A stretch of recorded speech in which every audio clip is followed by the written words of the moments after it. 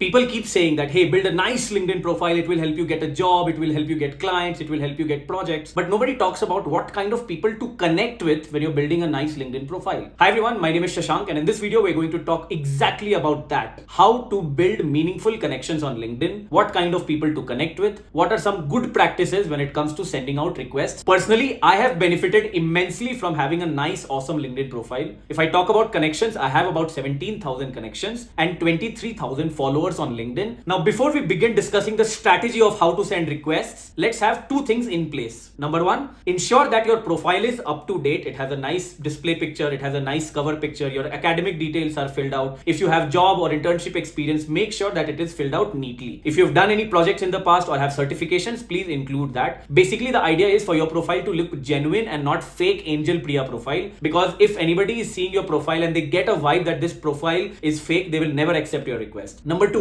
understand what kind of profile you have and what kind of people you want to connect with. For example, a founder may want to connect with fellow founders, investors, startup operators, marketing leaders, product leaders, etc. So understand what kind of state you are in and accordingly identify what are the groups of people you want to connect. Now, there are two strategies using which you can grow your connections on LinkedIn or grow the follower count on LinkedIn. One is outbound strategy, meaning you're sending out requests. Number two is inbound, wherein people are sending requests to connect with you. So let's start with the first one, which is outbound strategy. Now, assuming that you have a LinkedIn profile which is fresh, which is new and has zero connections, how do you go about building your first 100 connections? Let's discuss that. Now, one thing that you can do is download the LinkedIn app on your phone and give it access to contacts. So LinkedIn will start identifying who are the people in your contacts who have LinkedIn, and it will start suggesting those profiles to you. So first things first, connect with them. Next, you may have studied at some school or college, right? So the idea is for you to find the name of the school or college on LinkedIn, go to their LinkedIn page, and there is a section called alumni. Click on that and you will see a list of many people who have studied in the same college or the school that you shared. So now what you want to do is you want to identify some of these folks that you can possibly connect with and start sending requests. The chances of these people accepting your request could be high